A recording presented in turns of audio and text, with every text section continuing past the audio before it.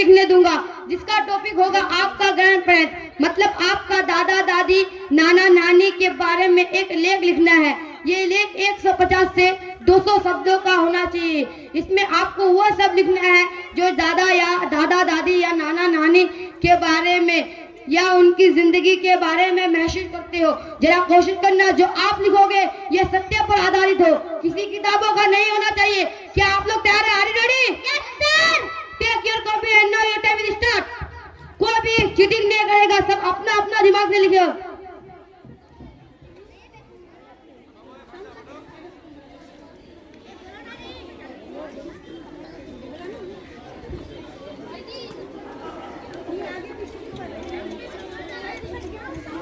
Now your time is getting over. Stop writing. Please submit your copy.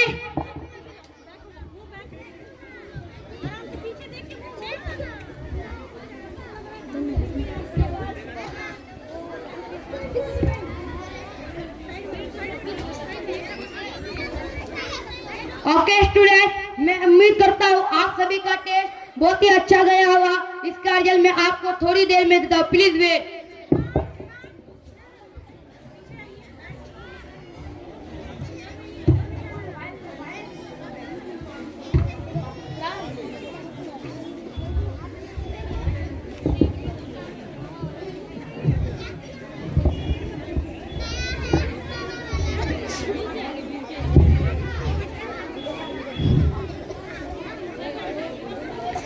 मैं come in sir? Yes come in, please sit down. Sir मुझे आपसे कुछ जरूरी बात करनी है। क्या बात करनी है? आखिर बहुत टेंशन में दिख रहा है। What's the matter? सर बात ही कुछ ऐसी है सर, मैं आज 7th क्लास के बच्चों पर टॉपिक पर टेस्ट लिया। टॉपिक का नाम था ग्रैंड पेरेंट, यानी दादा दादी या नाना नानी पर लेख। सभी बच्चे अच्छे लिखे, लेकिन मुबशिर ने ऐसा लिखा कि मैं दंग यानी हैरान रह गया, इसलिए मैं आपके पास आ गया। सर ऐसा क्या लिखा है उसने, जरा हमें भी बताइए। सर आप खुद पढ़ लीजिए या बच्चे को बुलाकर पढ़वा लीजिए। ऐसी बात है तो मैं अभी उसे क्लास से बुला लेता हूँ।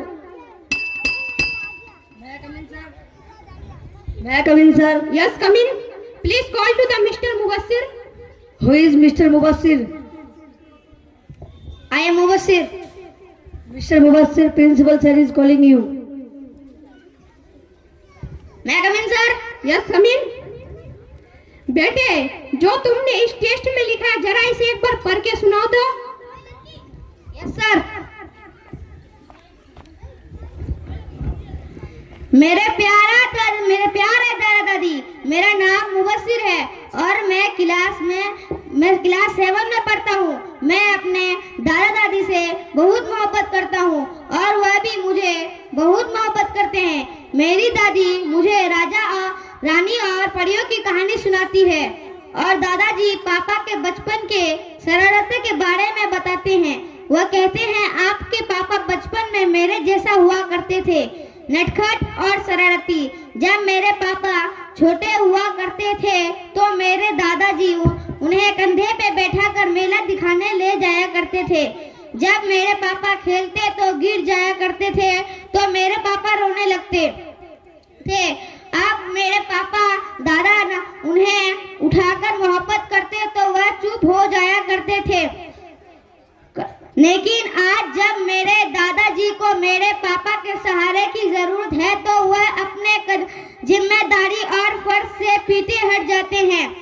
मेरी माँ मेरे दादा दादी को हमेशा कोसते रहते हैं, जब यह बूढ़ा बूढ़ी मर जाएंगे तब मुझे सुकून और चैन मिल जाएगा। मेरी माँ मेरे दादा दादी को ना समय पे ना खाना देती है, ना दवाई और ना ही देखभाल भी। बूढ़ी दादी की तबीयत खराब रहती है, फिर भी उन्हीं से कपड़ा झाड़ू लगवाती है। मैं अपने दादा दादी के कमरे में तकरीबन 6 महीने से नहीं गए हैं, क्योंकि मेरी माँ जाने से मना करती है और मुझे आंख भी दिखाती है और बोलती है कि जाने से पिटाई भी करूंगी। मेरे पापा बोलते हैं तुम्हारे दादा दादी पुराने जमाने के आदमी, उनका सोच पुराना हो गया है। अब मेरे पापा बोलते हैं अगर तुम उनके साथ रहोगे तो तुम्हारा भी सोच पुराना हो जाएगा, तुम कभी आगे नहीं लेकिन मैं अपने दादा दादी के साथ रहना चाहता हूँ और उनको बहुत मिस करता हूँ। आई लव यू दादा दादी। मैं Mubassir class 7 from Kashiwadi. Sir finished. Come on बेटे, कम ऑन। जो तुमने इस टेस्ट में लिखा है क्या वो सच है? यस सर, ये सच है सर, कभी मैं झूठ नहीं बोलता सर। कूल डाउन बेटे, कूल डाउन। मैं तुम्हारी समस्या समझ सकता हूँ। अब तुम ज्यादा दिनों तक अपने दादा या दादी से दूर नहीं रहोगे, ये मेरा वादा है तुमसे। अब जाओ तुम अपनी क्लास में और मन लगाकर पढ़ो। Yes sir. ऐसी बात है तो मिस्टर आयान, अभी के अभी मुबस्सिर के पापा को कॉल कीजिए और बोलिए प्रिंसिपल साहब आपसे मिलना चाहते हैं। Thank you sir.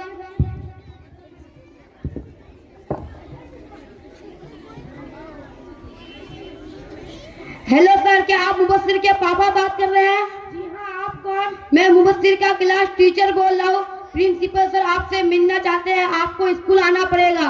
क्या सर कोई चिंता की बात है? जी नहीं, बस आप स्कूल आ जाइए। ठीक है सर, मैं स्कूल छुट्टी होने से पहले स्कूल पहुंचता हूँ। Okay sir. Okay, thank you sir.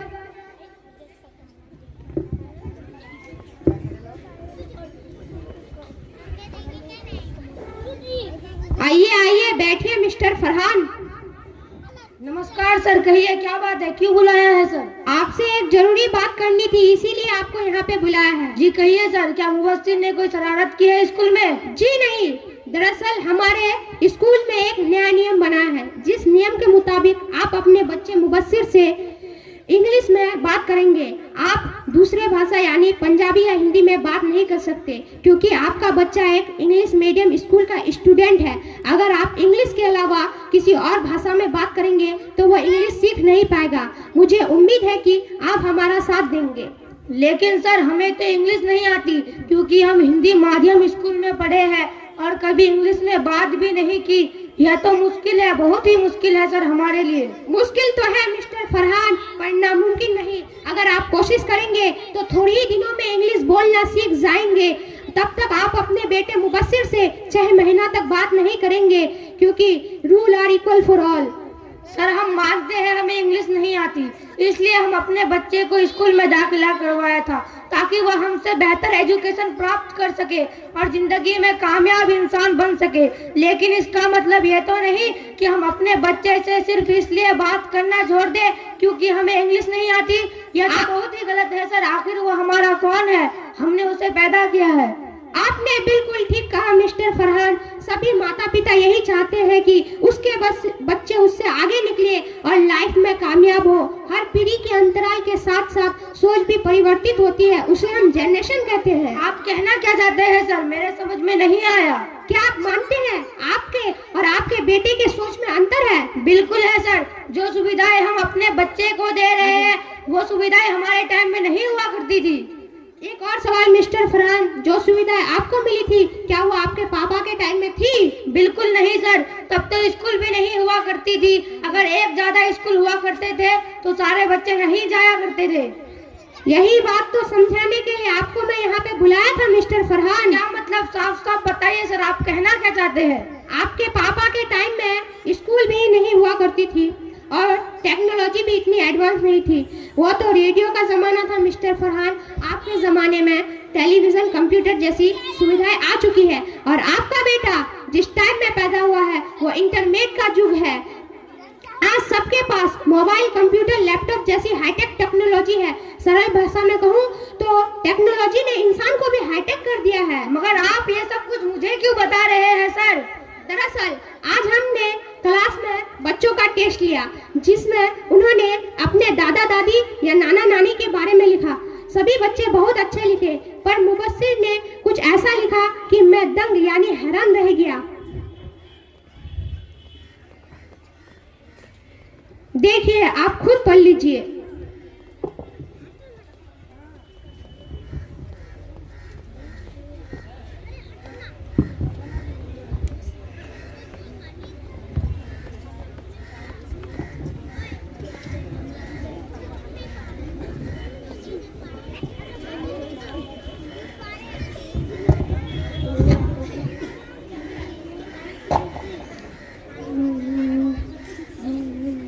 देखिए मिस्टर फरहान, देखिए मेरा मकसद आपका इंसल्ट कराने का बिल्कुल भी नहीं था। आपका बच्चा एक होनहार और होशियार विद्यार्थी है। बच्चे तो कच्चे मन की तरह होते हैं। टीचर, अध्यापक, माता पिता जिस तरह का रूप देना चाहते हैं रूप देते हैं। बच्चे का दिमाग तो कंप्यूटर की तरह होता है। जिस तरह का डाटा सेव करते जाएंगे उसी तरह के डाटा के साथ वो काम करता जाएगा। आपने अपने बच्चे के दिमाग में उसके दादा दादी के बारे में जो सोच विकसित की है वो ताउम्र उसके साथ रहेंगे। कल को वो बड़ा हो जाएगा, पढ़ लिख जाएगा, उसके पत्नी होंगे, उसके बाल बच्चे होंगे। कल को वो अपने बाल बच्चे को कहे कि वो आपसे दूर रहे तो आपको कैसा महसूस होगा मिस्टर फरहान? बस कीजिए सर, मुझे अपनी गलती का एहसास हो चुका है। जाने जाने में मुझसे बहुत बड़ा पाप हुआ है, मुझे माफ कर दीजिए सर। चुपिए मिस्टर फरहान, चुपिए। सुबह का भूला हुआ शाम को घर लौट जाए तो वह बुरा नहीं होता है। अगर आपको माफी ही मांगनी है तो अपने उन माँ बाप से मांगिए जिनका आपने बहुत ही दिल दुखाया है।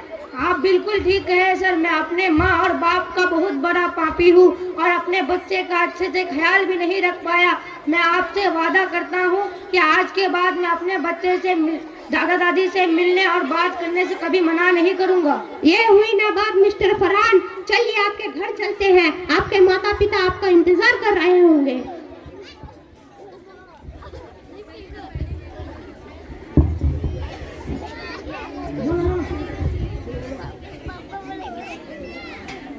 पापा मुझे माफ कर दीजिए।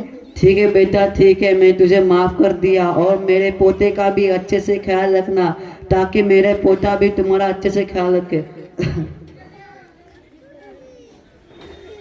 मम्मी मुझे माफ कर दीजिए।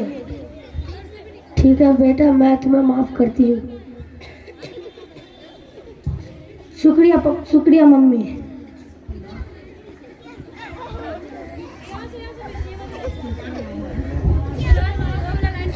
तो इस ड्रामे के जरिए यहाँ कुछ बच्चे आपको ये बताना चाहते हैं कि कुछ लोग जो है अपने बच्चों को उनके दादा दादी से दूर रखते हैं। वो उनके पास जाना चाहते हैं फिर भी उन्हें अपने दादा दादी से दूर रखते हैं। तो आप लोगों से गुजारिश है तो ऐसा ना करें। और अगर किसी को देख रहे हैं